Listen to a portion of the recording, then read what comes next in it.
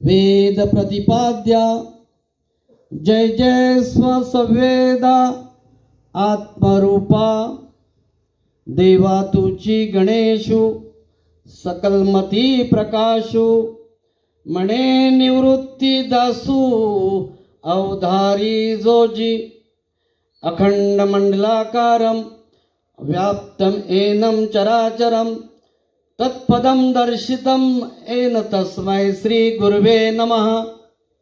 ब्रह्मानंदं परमसुखदं केवलं ज्ञानमूर्ति द्वन्द्वातीतं गगनसदृश्यं तत्त्वमस्यादिलक्ष्यम् एकं नित्यं विमलमचलं सर्वाधि साक्षीभूतं भावातीतं त्रिगुणरहितं सद्गुरुतीत नमामि सद्गुरुतीत नमामि।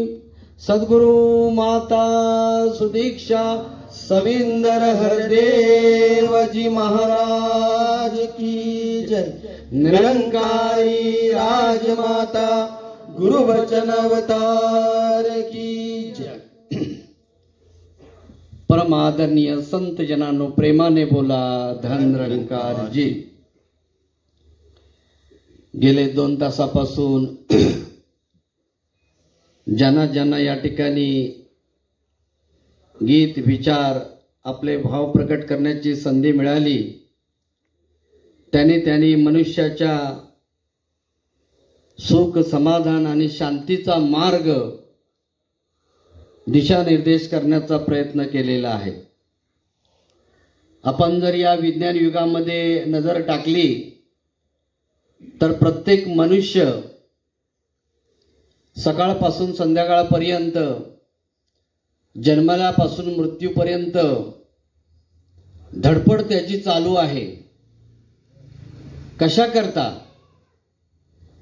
केवळ एकच साध्य आहे, ते म्हणजे जीवनामध्ये सुख शांती आणि समाधान कसं येईल। आपण बघतोय की सुख म्हटलं की त्याची नजर पहिली जाते ती भौतिक वस्तूंकडे। मला फिरण्यासाठी गाडी पाहिजे, राहण्यासाठी माडी पाहिजे, सुंदर सुंदर वस्त्र पाहिजेत, पंचपक्वानाचं भोजन पाहिजे। म्हणजे पहिली नजर त्याला जाते ती शारीरिक सुख देणाऱ्या वस्तूंकडे जाते। आणि आपण बघितलं की आज या विज्ञान युगामध्ये माणसाने अशी काही प्रगती केलेली आहे की अनेक भौतिक वस्तूंचा शोध लागलेला आहे। परंतु या सगळ्या भौतिक वस्तूंची प्राप्ती करून देखील मनुष्याची बेचैनी काही थांबत नाही।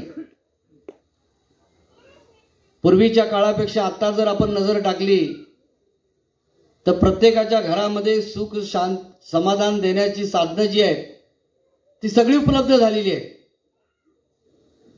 परंतु एवढं असून देखील मनातली बेचैनी मात्र जात नाही आहे। आपण अमेरिकेसारख्या, रशियासारख्या, कॅनडासारख्या राष्ट्रांमध्ये नजर टाकली तर त्या ठिकाणी सगळी कामं मशीननी चालतात। सगळी कामं मनुष्याला कुठलं काम करावं लागत नाही आणि सगळ्या सुख साधनांची रेलचेल त्या ठिकाणी आहे। तरी सुद्धा त्या देशातल्या लोकांकडे नजर टाकली तर ती लोक सुखी दिसून येत नाहीत। उतावळापण, बेचैनी, असहनशीलता एवढी वाढलेली आहे की पती पत्नीमध्ये जरा काही टकराव झाला की संध्याकाळी तलाक देण्याची वेळ येते। असं संत जनो का? कारण एकच आहे की ज्या वस्तू त्याने प्राप्त केलेल्या आहेत त्या वस्तू सुख देतात, परंतु क्षणिक। चिरकाल टिकणारं सुख, चिरकाल टिकणारी शांती, चिरकाल टिकणारे समाधान त्या वस्तूमधून माणसाला मिळत नाही। आताच महात्म्याने विचार केला की हा मे महिन्याचा उकाडा एवढा वाढलाय की दापोलीमध्ये थंड हवा लागायची ती सुद्धा गरम लागायला लागली आहे। आणि मग संत जनांनो, पर्यटकांची धाव समुद्र किनारी लागलेली आहे। कशासाठी? थंडक कशी मिळेल? शांती कशी मिळेल, आणि त्यासाठी लोक लांबून लांबून या ठिकाणी येतात. परंतु या ठिकाणी आल्यानंतर थोडीशी शांती वाटते, नाही अशातली गोष्ट नाही आहे. परंतु पुन्हा मात्र जर आम्ही विचार केला गेला तर ही शांती, हे थंड कायमची टिकत नाहीये. पुन्हा पावसाळा आला, पुन्हा हिवाळा आला की पुन्हा उन्हाळा आला, पुन्हा हे चक्र चालूच. असं का होतंय? कारण एकच आहे की जे सुख कायमदायम मिळणार आहे, कायमदायम मिळणारी शांती आहे, कायमदायम मिळणारे समाधान आहे, ते ज्याच्यातून मिळतं ती वस्तू अजून माणसाला प्राप्तच झालेली नाहीये. आणि म्हणून संत जनानो, आम्ही जगात नजर टाकली तर कबीरजी जसं म्हणतात, कोई तन दुखी, कोई मन दुखी, कोई धन से रहे उदास, थोड़े थोड़े सब दुखी, सुखी केवल राम का दास, हरि का दास. म्हणजे कुणी आज तनाने आहे, कुणी मनाने आहे, तर कुणी धनाने. प्रत्येकामध्ये काही नाही काहीतरी दुःख, चिंता, शोक दडलेलंच आहे. सगळ्या वस्तू असून देखील कारण एकच आहे की शांती जी आहे, समाधान जे आहे, त्या वस्तू देऊ शकत नाही.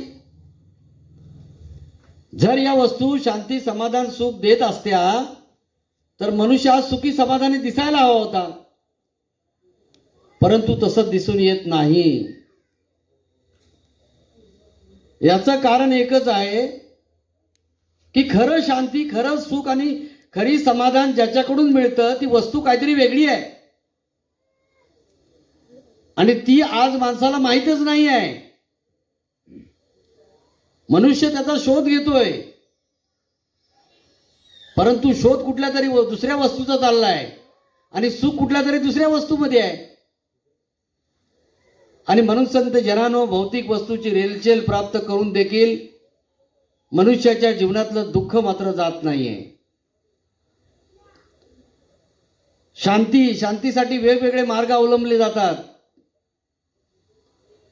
कोण संत जनानो दीर्घ श्वसन करतो, कोण मेडिटेशन करतो, कोण योगाभ्यास करतो.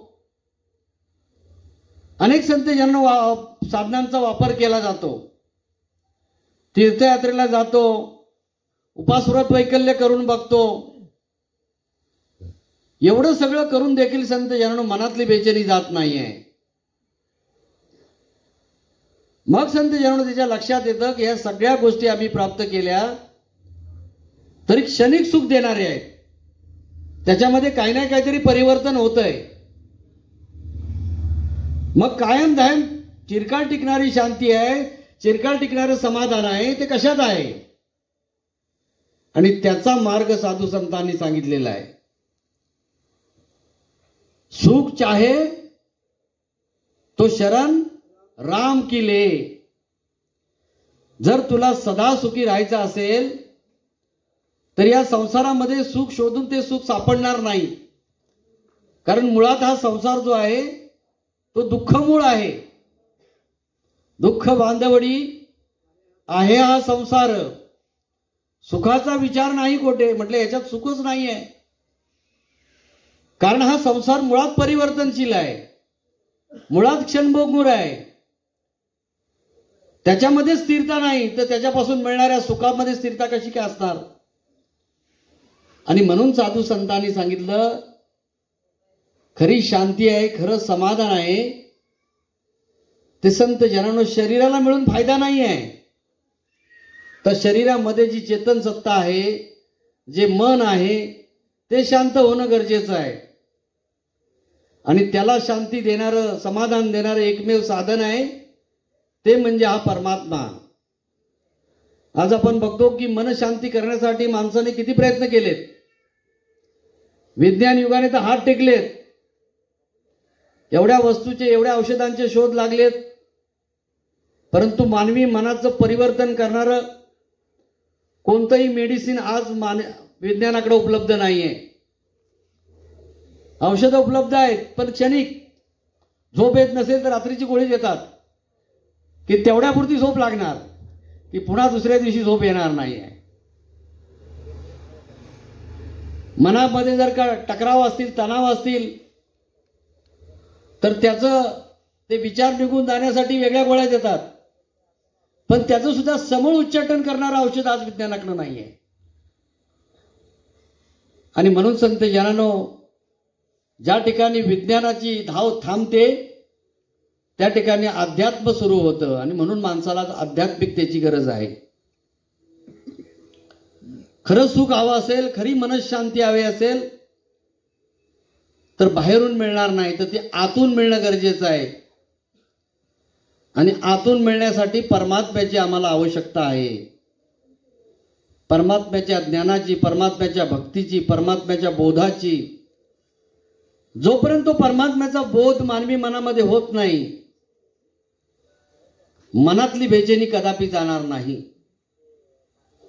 किती संत जनांनो बाहेरून उपाय करा. आणि म्हणून संत जनांनो, या मनाला लगाम लावण्याचं काम केवळ हे हरीचं नाम करू शकतं, बाकी कोण नाही आहे. आणि म्हणून संत जनांनो, साधू संतांनी हा उपदेश केला की बाबा, जीवनामध्ये सुख, शांती आणि समाधान यायचा हवंसं वाटत असेल तर या परमात्म्याचं ज्ञान प्राप्त करून घे, परमात्म्याची भक्ती कर, परमात्म्याचा बोध प्राप्त करून घे, जेणेकरून हे मन शांत होईल. कारण मनाला शांत करणारी वस्तू एकच आहे, ती म्हणजे परमात्मा, की जी मुळात शांत आहे. आणि तो शांतीचा स्रोत आपल्या जीवनामध्ये येत नाही तोपर्यंत मनशांती प्राप्त होत नाही. आज संत जनांनो, माणसाच्या मनामध्ये चिंता एवढ्या वाढलेल्या आहेत की त्याला ते चितेवर घेऊन जात आहेत. माझं कसं होईल, माझ्या मुलाचं कसं होईल, मुलीचं कसं होईल, त्याचं शिक्षण कसं होईल, त्याला नोकरी कशी मिळेल, त्या मुलीचं लग्न कसं होईल. म्हणजे मनामध्ये इच्छा, आकांक्षा एवढ्या वाढलेल्या आहेत की एक पूर्ण झाली की त्याचा दुसरा जन्म घेतला, ती पूर्ण झाली की तिसरी इच्छा, आकांक्षा उभी राहिली. आणि असा संत जनांनो, हा लोभ, लालसा आणि आसक्तीचा लपंडाव, याच्यातून माणसाची काही सुटका होत नाही. मनुष्य पुढे धावतोय तर सुख अजून त्याच्या पुढे धावतोय. आणि म्हणून साधू संतांनी सांगितलं की बाबा, ह्या इच्छा, आकांक्षा पूर्ण करायच्या आम्ही मागे लागलो तर त्या कधीच पूर्ण होणार नाहीत. कारण का, तर त्याचा कधीच अंत होत नाही. लोभ, लालसा एवढी वाढलेली आहे की क्षणभर माणसाला शांत बसून देत नाही. आताच महात्म्यांनी मगाशी सांगितलं की मनामध्ये कशा प्रकारची निंदा, नफरत, ईर्ष्या, वैर वाढलेली आहे, अभिमान वाढलेला आहे की मी जसा आहे तसा दुसरा कोण होता कामा नाही, माझ्या पुढे कोण जाता कामा नाही. ही संत जनांनो चढाओढ लागलेली आहे. आणि ह्या स्पर्धेच्या युगामध्ये मनुष्य होरपळून निघतोय. त्याला खरी गरज नसते, पण समोरच्याची परिस्थिती बघितल्यानंतर त्याला असं वाटतं की याच्यापेक्षा मला काहीतरी प्राप्त झालं पाहिजे. आणि या स्पर्धेतून संत जनांनो, माणसाच्या मनामध्ये जलन, आग, डोंब उठलेला आहे. आणि त्याला शांत करण्यासाठी संत महात्मा सांगतात की बाबा, या हरीची प्राप्ती करून घे. अशांतीची मूळ कारण जर आम्ही बघितली, मानवी मनामध्ये विचलित करणारी जर मुख्य कारण बघितली, तर पहिलं कारण आहे अज्ञान, अभिमान, भ्रम माणसाच्या मनात असलेले, की जे माणसाला शांत बसून देत नाहीत. दुसरं कारण आहे लोभ, लालसा, इच्छा, आकांक्षा एवढ्या वाढल्या आहेत की त्याचा अंत होत नाही, माणसाचा अंत होईल. म्हणून म्हटलंय, माया मरे मन न मरे, मरमर गए शरीर. या संत जनांनो, शरीराचा नाश झाला तरी मनातले जे विकार आहेत त्याचा काही नाश होत नाही. आणि तिसरं कारण म्हणजे आपण बघतो की ईर्ष्या, जलन एक प्रकारचं मनामध्ये, दुसऱ्याचं सुख हे संत जन माणसाचं खरं दुःख होऊन बसलेलं आहे. मनुष्य सहन करू शकत नाही दुसऱ्याचं सुख. आज संत जनांनो अशा पद्धतीने माणसं अखिल मानव जातीमध्ये ही अशांतता, हे दुःख पसरलेलं आम्हाला दिसून येतं. आणि म्हणून साधू संत महात्मा आम्हाला याच्यातून बाहेर काढण्याचा मार्ग सांगतात, तो म्हणजे आध्यात्मिक ज्ञानाची प्राप्ती करून घेणं.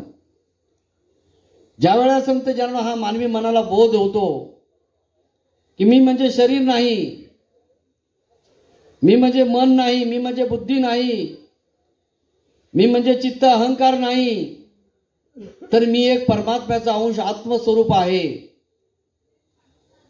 आणि जेव्हा मीचा शोध लागतो तेव्हा मला काय पाहिजे ते समजतं. ज्याला मीच कळला नाही, मी म्हणजे शरीर समजून बसलो, तर संत जनांनो शरीराच्या गरजा त्याच माझ्या गरजा असा मनुष्य विचार करणार. पण ज्या वेळेला देहबुद्धीतून मनुष्य वर उठला जातो आणि आत्मस्वरूपी लीन होतो, त्यावेळेला त्याची नजर परमात्म्याकडे जाते. आणि मग परमात्म्याचा बोध झाल्यानंतर मनाची धाव संपुष्टात येते. जे संत जनांनो मिळाले आहे त्याच्याबद्दल कमीपणा त्याच्या मनात जाणवत नाही, तर शुक्रिया अदा करतो परमात्म्याचा. भगवंताचा शुक्रिया अदा करतो की हे तू दिलंयस ते भरपूर दिलंयस, त्याच्यामध्येच भरपूर काय आहे. आणि मग संत जनांनो मनाची धाव संपुष्टात येते. मन धावत नाही, कुणाविषयी मनामध्ये ईर्ष्या येत नाहीये. त्याला एवढं मिळालं तर मला काय मिळालं नाही, कारण ती भावना मनामध्ये जागृत होते की तो आणि मी काय वेगळा नाही. जो परमात्मा माझ्यामध्ये आहे तो समोरच्यामध्ये आहे. त्याच्यामुळे त्याचं दुःख ते माझं दुःख आणि त्याचं सुख ते माझं सुख आहे, अशी भावना मनामध्ये निर्माण होते. आणि मग संत जनांनो मनातली जी जलन वृत्ती आहे ती ऑटोमॅटिकली थांबते. हे विश्वाची माझे घर, ऐसी मती जयाची स्थिर, अशी एक प्रकारची मनातून भावना तयार होते. आणि म्हणून संत जनांनो या मार्गाचा अवलंब संत महात्मा करण्यासाठी सांगतात की बाबा या संसारामध्ये सुख शोधाल, सुख सापडणार नाही. कितीही साधनं प्राप्त केली तरी मनाला लागलेली आग शांत होणार नाही. आग मनाची शांत होईना, लाखो वेश बनविण्याने शून्यावतती हरिदरबारी जे करसी चातुर्याने. बाहेरून लागलेली आग आटोक्यात आणता येईल, पण आतून लागलेली आग थंड नदीच्या पाण्यामध्ये स्नान केलं तरी शांत होणार नाही. त्याला गरज आहे शांत स्वरूप परमात्म्याशी. हे मन ज्या वेळेला आमचं जुळलं जातं, मनातले विकार नाहीसे होतात, मन पाक आणि पवित्र होतं. पाक आणि पवित्र बनवण्याचं साधन म्हणजे ईश्वरीय ज्ञान. म्हणून गीतेमध्ये म्हटलंय नाही ज्ञानेन सदृश्य पवित्रमिहि विद्यते. या देहाला पवित्र करणारी दुसरी वस्तू जगामध्ये नाहीये. पवित्र करणारी वस्तू एकच आहे, ते म्हणजे ज्ञान. आणि ते ज्ञान प्राप्त करण्यासाठी, ती समज देण्यासाठी संत महात्मा जाग करतात की बाबा उठा, जागे व्हा. आम्हाला मनुष्य जन्म मिळाला आहे तो कशासाठी? हा संसारामध्ये केवळ या भौतिक वस्तूची प्राप्ती करण्यासाठी नाही आहे, ईर्ष्या निंदा नफरत वैर करण्यासाठी नाही आहे, तर मनुष्य जन्माचं कल्याण करण्याकरता आहे. हा हिऱ्यासारखा जन्म मिळालेला आहे, त्याला कवडी मोलाने घालवू नका. आणि परमात्म्याची, भगवंताची हीच अपेक्षा आपल्याकडून आहे की याने माझ्या या मनुष्य जन्माचा जो सुंदर असा जन्म मिळालेला आहे त्याच्यातून माझ्या निज स्वरूपाची ओळख करून घ्यावी. तेवढी विवेक बुद्धी माणसाला परमात्म्याने दिलेली आहे. आणि म्हणून त्याच्याकडून अपेक्षा आहे. इतर प्राण्याकडून, इतर पशु पक्षीकडून कुठली अपेक्षा केलेली नाही आहे की तू माझी भक्ती कर, तू माझं ज्ञान घे. आपल्याकडे ती विवेक बुद्धी दिलेली आहे आणि मनुष्य ती प्राप्त करू शकतो. जसं महात्म्याने मागे उदाहरण दिलं होतं की एका झाडाला लागलेली आग आहे. अखंड अरण्याला आग लागल्यावर झाड पण आगीत होरपळायला लागलं, पण त्याच्यावर एक पक्षी बसला होता. तो पक्षी उठेना, त्यावेळेला ते झाड त्याला बोलायला लागलं, अरे बाबा माझा तर काय पर्याय नाही या आगीत जळल्याशिवाय, कारण माझ्याकडे काहीच साधन नाही, पण तुझ्याकडे पंख आहेत, तू तो भरारी मारून उडू घेऊ शकतोस, तुझे प्राण वाचवू शकतोस, तू का थांबलास? तसं संत जनानो इतर ज्या यवनी आहेत त्याच्यामध्ये काही साधन नाही, काही पर्याय नाही आहे, त्या भोग यवनी आहेत. समर्थांनी म्हटलंय, पशु देही नाही गती, ऐसे सर्वत्र बोलती, नर देहाची प्राप्ती परलोकाची. नर देहीच ती प्राप्ती होऊ शकते, नर देहीच प्राप्ती परलोकाची. बाकी ज्या यवनी आहेत ते केवळ भोग यवनी आहेत. म्हणून नरदेह श्रेष्ठ, सकल देहांमध्ये वरिष्ठ, जयाचे ने चुके अरिष्ट यम यातनेचे. यमाच्या यातनेचं अरिष्ट चुकवण्याचं सामर्थ्य आपल्यामध्ये आहे. आणि म्हणून संत जनानो आपल्या जीवनाची कदर करण्यासाठी संत महात्मा सांगतात की कदर करा, पुन्हा पुन्हा हे श्वास मिळणार नाहीयेत. एक एक येवनी कोटी कोटी फेरा, तेव्हा लागे वारा मानवाचा. जर हे ज्ञान प्राप्त झालं नाही तर महात्मा आदरणीय मळेकरजींनी परवाच आपल्याकडे एका सत्संगमध्ये विचारातून सांगितलं, काय होईल ज्ञान नाही घेतलं तर काय होईल. पुन्हा संत जनानो या जीवात्म्याला 184 योनीतून फिरावं लागेल. आणि एका एका योनीमध्ये कोटी कोटी वेळा, त्याच्यामध्ये किती संत जनानो हवेत उडणारे, किती पाण्यामध्ये वावरणारे, किती संत जनानो पशु पक्षी आहेत, किती वनस्पती आहेत, अशा अनेक येवनीमध्ये भटकावं लागेल. समर्थ म्हणतात, नरदेही ज्ञाने विना कदा न चुके जन्म मरण, भोगणी लागती दारुण नीच येवनी. रीस मरकट श्वान सुकर, वृषभ अश्वा म्हैसा खर, काक कुरकट जांबक मर्जर, सरट बेडूक मक्षिका इत्यादी नीच येवनी. भोगणे लागती जनी इत्यादी नीच येवनीमध्ये भटकावं लागेल. आणि म्हणून संत जनानो जागृत करतात, ज्ञान प्राप्त करून घ्या, आत्म्याची कदर करा, आत्मकल्याण करा. या आत्म्याला गरज कशाची आहे त्याचा विचार करा.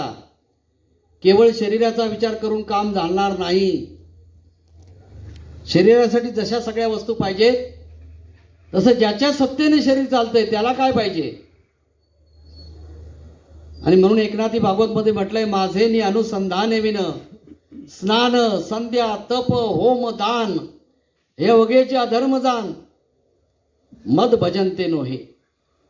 माझं अनुसंधान जर नसेल तर भक्ती या सदराखाली आम्ही स्नान संध्या तप होम दान जे काय करतोय ते सगळं अधर्मामध्ये मोडतोय. आणि म्हणून संत जनानो संत महात्मा आम्हाला सांगतात की उठा जागे व्हा, अजून वेळ गेलेली नाही. कारण कधी वेळ जाईल याचा भरोसा नाही आहे. सगळ्या वस्तूची गॅरंटी आहे, पण मनुष्य जन्माची गॅरंटी नाही आहे.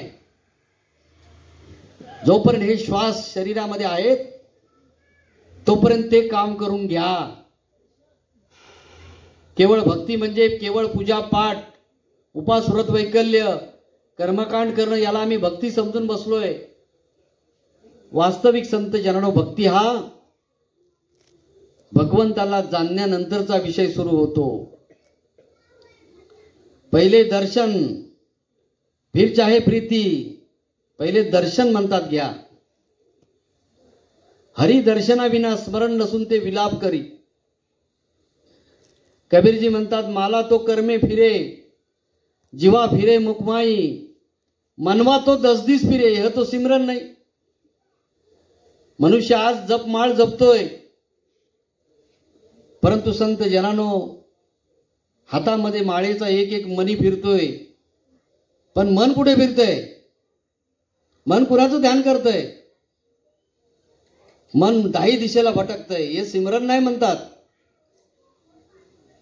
मग संत जनानो ध्यान कसं करणार, मन कसं ध्यान करणार? जोपर्यंत मनाला याचा बोधच होत नाही तर मन त्याचं ध्यान करूच शकत नाही. आणि म्हणून संत जनानो त्या मनाला बोध करण्याकरता प्रेरित करतात. मना सज्जना भक्ती पंथेसी जावे, तरी श्रीहरी पाविजे तो स्वभावे. अशा सज्जनांचा संग करण्यासाठी मनाला उपदेश करतात. कारण साधू संतांच्या सानिध्यातच ही प्राप्ती होऊ शकते. जयास वाटे देव पहावा, त्याने सत्संग धरावा, सत्संगाविना देवादिदेव पाविजेत नाही. सत्संग हा संत जनो टाइमपासचा कार्यक्रम नाही आहे. केवळ 2 तास आलो, गीत म्हटले, विचार म्हटले, ऐकायला सुरेल वाटतायत, ढोलकी चांगली वाटते, अभंग चांगला गातोय, याकरता केवळ सत्संग नाही आहे. तर हा मनोमंथनाचा विषय आहे. मनाचं मंथन करायचं आहे. काय याच्यामधून बोध आहे, कशाकरता माझं जीवन आहे, मी ती प्राप्ती केली का? ज्या वेळेला तो बोध प्राप्त होईल, खऱ्या अर्थाने जन्माची सार्थकता आहे. नाहीतर संत जनानो, मनुष्य जन्माला आला काय आणि पाणी वाहून गेला काय? जन्माला हेला आणि पाणी वाहून मेला, अशी संत जनानो अवस्था होता कामा नाहीये. तर हा जो जन्म आहे सर्वश्रेष्ठ जन्म, ज्याच्या स्वर्गीचे देवी देवता सुद्धा अपेक्षा करतात, तो जन्म जर मला मिळालेला आहे तर मी त्या देवी देवतांच्या मागे लागलोय आणि देवी देवता माझ्या जन्माची अपेक्षा करतायत. काय असं रहस्य आहे याच्यामध्ये की देवतांनी सुद्धा याच्या मागे लागावं? त्याच्या पाठीमागलं रहस्य एकच आहे की जे ज्ञान मनुष्य जन्मात प्राप्त करता येतं ते स्वर्गातले देव सुद्धा प्राप्त करू शकत नाहीत. आणि म्हणून म्हटलंय, स्वर्गीचे ते अमर इच्छिता ती सकळ, मिळावा नरदेह एक वेळ मला माणसाचा जन्म मिळावा. आम्हाला मिळालेला आहे पण कळला नाही, त्यांना मिळालेला नाही पण कळलेला आहे. आणि म्हणून संत जनानो महात्मा आम्हाला सावध करतात, जागे करतात की बाबा या खरी शांती सुख समाधान हरिनामामध्ये आहे. पण ते नाम म्हणजे 2 अक्षरी शब्द नाही आहे, तर एक तत्वरूपी नाम आहे. एक तत्व नाम दृढ धरी मना हरिसी करुणा येईल तुझी. आणि त्या तत्वरूपी नामाची ओळख केवळ समर्थ सद्गुरूच्या चरणावर होते.